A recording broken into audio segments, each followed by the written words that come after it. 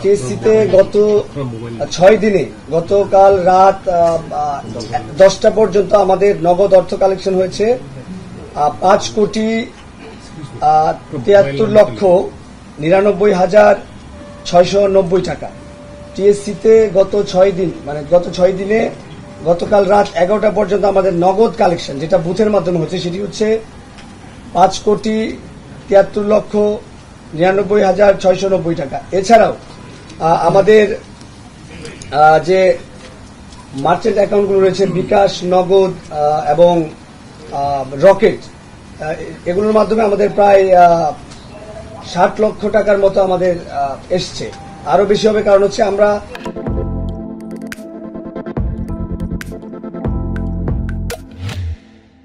এত ক্রাইসিসের মধ্যে যাচ্ছি, একটার পর একটা ঘটনা ঘটছে, আমরা বিস্তারিত ভাবে আসলে এটা দিতে পারছি না। আমরা প্রতি 3 দিন পর পর আমাদের বিস্তারিত তথ্যগুলো দিচ্ছি। আমরা আগামী পরশু আমরা এই ব্যাংকিং বা আমাদের মোবাইল ব্যাংকিং মাধ্যমে যে অর্থগুলো এসছে সেগুলো বিস্তারিত তথ্য আমরা 3 দিন পর পর প্রেস ব্রিফিং এর মাধ্যমে ঢাকা বিশ্ববিদ্যালয়ের সেন্ট্রাল মাঠ থেকে আমরা সেগুলো বলে দিচ্ছি। এখন আমাদের এ পর্যন্ত যতগুলো ত্রাণ এসেছে এটা প্যাকেজিং হচ্ছে। প্যাকেজিং হওয়ার পরে এটি সারা দেশের বন্যা কবলিত মানুষের কাছে পৌঁছে দিচ্ছি। এটা পৌঁছে দিচ্ছি মূলত আমরা হচ্ছে দুর্যোগ ব্যবস্থাপনা ও ত্রাণ মন্ত্রণালয় এবং স্থানীয় যে প্রশাসন আছে, জেলা প্রশাসক, উপজেলা প্রশাসনের মাধ্যমে সমন্বয় করে তাদের যে মাঠের পর্যবেক্ষণ, সেই পর্যবেক্ষণের মাধ্যমে যে তথ্যটি উঠে আসছে এবং আমাদের যে বৈষম্যবিরোধী ছাত্র আন্দোলনের যে ভলেন্টিয়াররা বিভিন্ন জেলায় কাজ করছেন তাদের যে তথ্য, সেই যাবতীয় তথ্যকে আমরা এক ধরনের সমন্বয় করে আমরা স্থানীয় ভাবে সশস্ত্র বাহিনী থেকে শুরু করে স্থানীয় প্রশাসনের মাধ্যমে সেগুলো আমরা তারা বিতরণ করছেন। এই ব্যাপারে আমরা সহযোগিতা করছি। আরেকটি ব্যাপার হচ্ছে আমরা আমাদের এই ত্রাণ কার্যক্রমে বিতরণের ক্ষেত্রে আমাদের সশস্ত্র বাহিনীর ভাইরাও সহযোগিতা করছেন, বিশেষ করে সেনাবাহিনী, বিমান বাহিনী, তারা আমাদের সহযোগিতা করছেন। গত 2 দিনে আমরা প্রায় 6,000 প্যাকেজ সেনাবাহিনী এবং বিমান বাহিনীকে পাঠিয়েছি। আমরা বিমান বাহিনীকে পাঠিয়েছি 3,000 প্যাকেজ, এটা গত পরশু পাঠিয়েছি, তারা তাদের মতো করে বিতরণ করছেন। এবং গতকাল রাতে আমরা সেনাবাহিনীর মাধ্যমে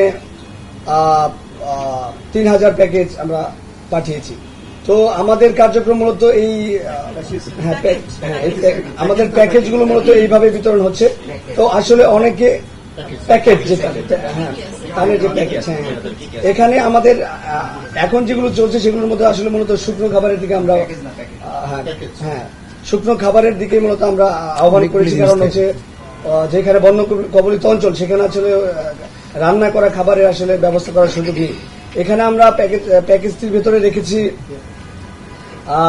মুড়ি, চিড়া, গুড় অথবা চিনি, শুকনা বিস্কুট এবং মশার কোয়েল, শিশু খাদ্যের মধ্যে রয়েছে গুঁড়া দুধ, সুজি এবং চিপস, আরো যেগুলো শিশু খাদ্য রয়েছে, মোম, এছাড়াও পানি বিশুদ্ধকরণ ট্যাবলেট, প্রয়োজনীয় ওষুধ, বিশেষ করে স্যালাইন, প্যারাসিটামল জাতীয় যে একদম নিত্য জরুরি ওষুধ যেগুলো সেগুলো।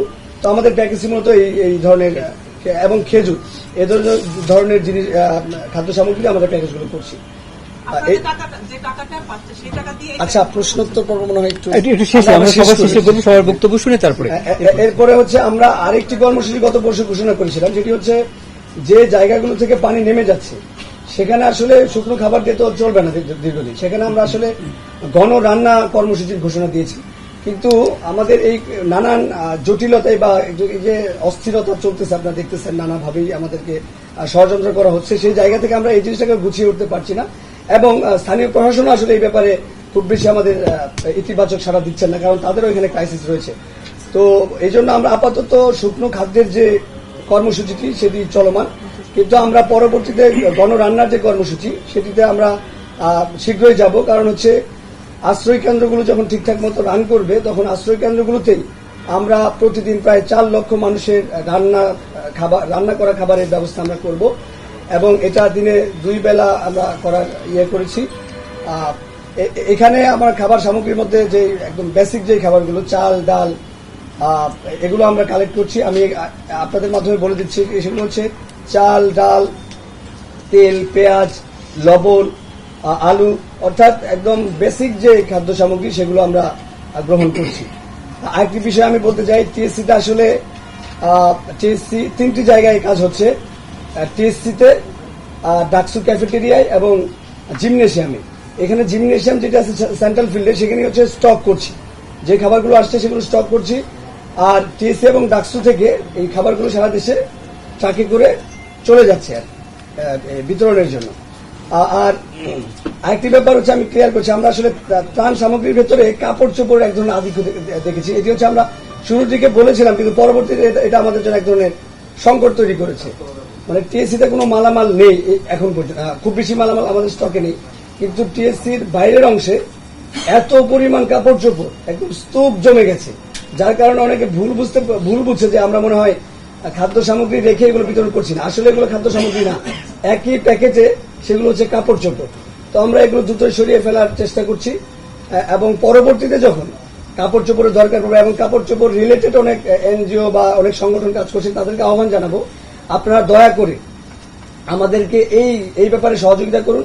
আপনারা নিজেদের তত্ত্বাবধানে এগুলো রাখুন, রেখে আপনারা বিতরণের কাজটি করুন, যাতে করে আমাদের কাজটিও সহজ হয় এবং আপনারা আমাদের এই কার্যক্রমে অংশগ্রহণ করতে পারেন।